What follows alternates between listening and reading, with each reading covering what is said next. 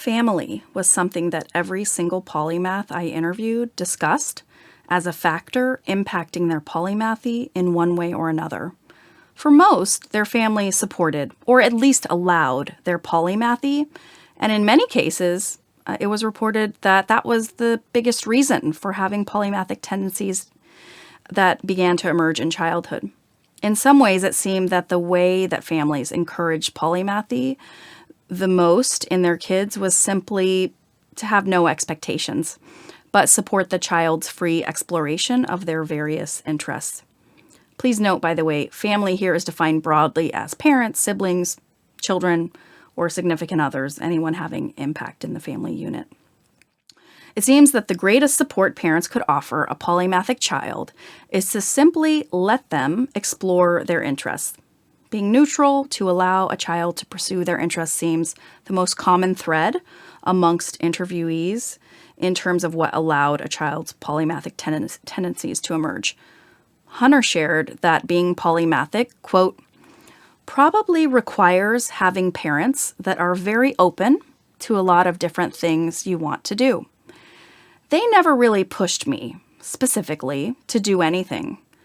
And they also never discouraged me from specifically doing anything. It was just very much like, what are you interested in? Cool, we'll support that. Which certainly made it a lot easier to go off and do a lot of different things. It's interesting now, being in the field I'm surrounded by a lot of colleagues who had parents that were like, from the age of 4, you're going to start playing the violin, and that's all you're going to do. And that's a very different experience growing up as a kid, I know it definitely sucks some of the joy out of it. It's a whole lot different when you get to feel a sense of agency and autonomy over what you're exploring, end quote. Levi shared similar sentiments, saying, quote, I think a lot of it did have to do with my parents always taking care of me and giving me the chance to be whatever I wanted to be. They were pretty non-judgmental, end quote. Many different polymaths had parents who would actively teach their kids about various subjects or get involved if the child showed interest in learning about something in particular. In this way, parents sometimes took an active role in helping explore the child's curiosity. In other cases, parents simply allowed the child to explore independently. Both seemed valuable to respondents. Kevin said, quote, I go back probably to my dad, who, if there's anything that I picked, he would be interested in it with me, end quote. Something worthy of noting is the fact that many participants mentioned that they had parents who were very different from one another. For example, an engineer father and an artist mother, or another combination of parents with different skill sets. Caroline said that she feels she is a mix of her two parents who are very different from one another. As it relates, no interviewees said that they had parents who are very similar in terms of interests and capabilities. Regarding family size, there was a mix of participants who were only children, as well as interviewees that came from a family with multiple children. For only children, it seemed that perhaps parents may have had more time to spend with that child alone, helping to teach and engage with them. For participants who grew up with siblings, in some cases, it was a sibling, for example, an older sister, who inspired the younger sibling to try to keep up, which encouraged the development of more skills and growth in the younger child. Caroline said, quote, I think that having an older sister definitely helped me want to get better at things because I didn't want to lag behind her all the time, end quote. Svetlana mentioned that she had an older brother who really helped her a lot with math, which helped her develop her skill set in that area. It seems whether it was parents or siblings, being able to learn from others in the family is an important aspect of what helped these polymaths as children be able to develop a strong base of information and an appreciation for learning early on.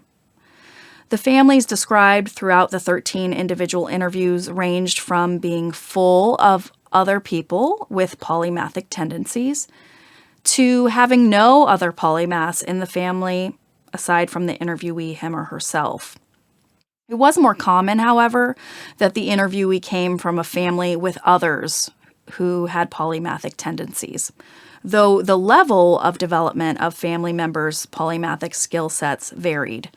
Sera, who says she comes from a family with many polymaths, credits her mom for encouraging her polymathic traits early on in Sera's life. She said, quote, "When I was a kid, my mom, we were talking about how I had all these interests and imagining what I would do when I grow up. And she was like, I used to play tennis, that was my main sport, and then I would sing a lot.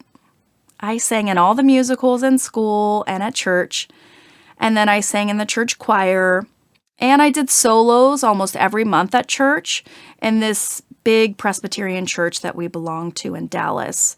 And so she was like, you could be a singing tennis player, which obviously is not a thing, but that's like, we were always talking about that, how to combine interests," end quote. Worth noting is the fact that several different participants had childhoods that involved moving frequently. They all attributed that aspect of their childhood to something that spurred their polymathy more.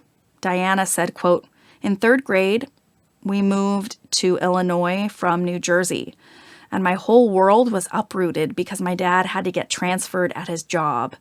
And we were there maybe 6 months. Then we moved to upstate New York for a year. 2 different locations up there.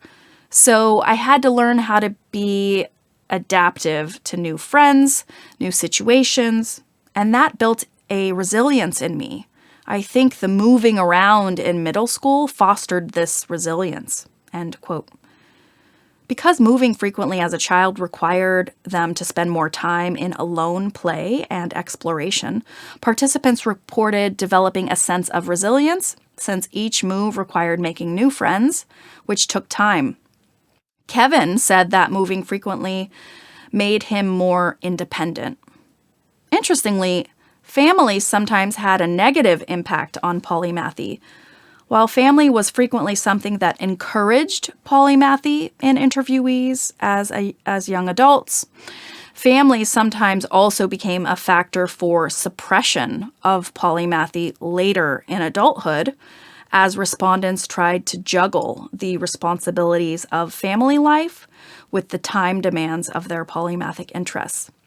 Several respondents mentioned having come from dysfunctional families. One respondent said that in her youth, her parents encouraged her polymathic pursuits, but as an adult, they were her biggest, quote, roadblock, as they wanted her to pick one field and stick to it. Felicity said, quote, "My parents are the biggest doubters of me. It's hard for them. They never encouraged my photography, but I don't know if they actively discouraged it. The great thing about my parents is that they always encourage education. I would say that they are my biggest roadblocks," end quote. In other words, exploration was fine as a youngster, but as an adult, it's time to focus in one area. Felicity went on to say, quote, "They totally shaped who I am, and yet as an adult, I need to be very focused, career-oriented woman. What they think I should be doing with my time is different from what I know that I need to do with my time to fulfill both sides.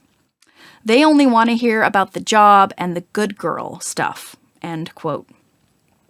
The impact of polymathy in a marriage and on parenthood can be quite a challenge to juggle. One interviewee discussed how his pursuing his polymathic interest was a strain on his marriage since he would spend so much time on his individual interests and not enough time with his wife. His resolution to this problem was to cut back on solitary pursuits and find more interests to pursue with his wife together. He described his prior time-consuming exploration of his interests alone as selfish in the context of being married.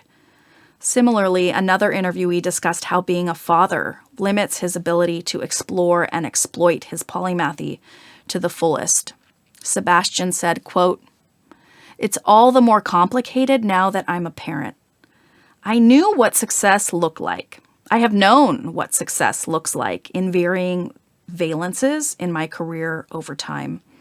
That, and this sort of trite and stereotypical, but it's true, your sense of self and your vision for yourself radically shifts if and when you become a parent, even if you're a poor or an absent or necessarily absent parent.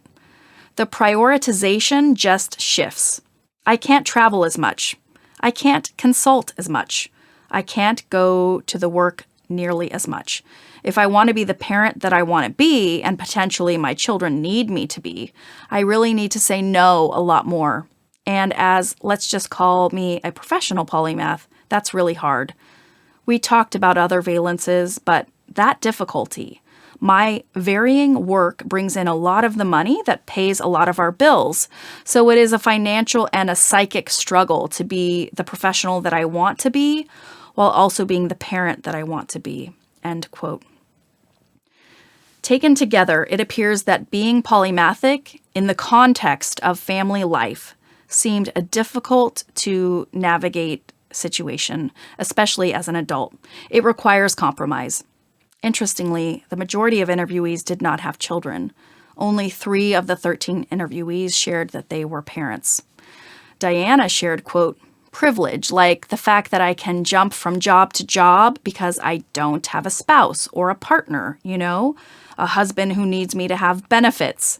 And I don't have kids that I have to do something for. I don't have to live in a certain area. There's a hefty amount of privilege involved in being able to bounce around as much as I do and try the things I'm trying." End quote. It may be the case that it is easier to become a polymath or maintain polymathy without children, though some polymaths do successfully juggle parenthood and their multifaceted careers and interests. As it relates, dating as a polymath, finding the right partner, seemed a challenge for several interviewees.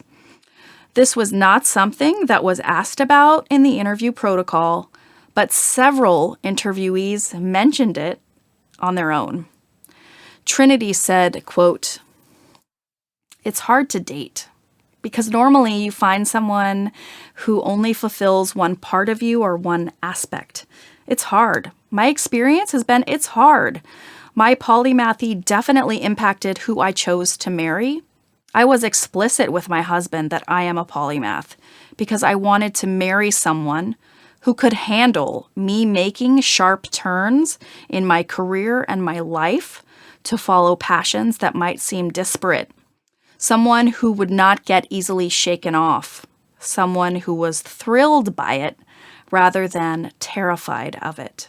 End quote. Finding a partner as a polymath seems difficult due in part to the fact that a polymath who has multiple unique aspects to his or her lifestyle and personality would require then a partner who could understand and support that. Finding such a person was not easy to do for the participants who talked about their love lives. What's more, these interests and pursuits may change over time. Several respondents did mention finding partners successfully and maintaining long-term relationships with them, however. Based on what participants shared, it seems the key is finding a partner who is understanding and can be flexible as the polymath's identity, or even multiple identities, evolves throughout the years.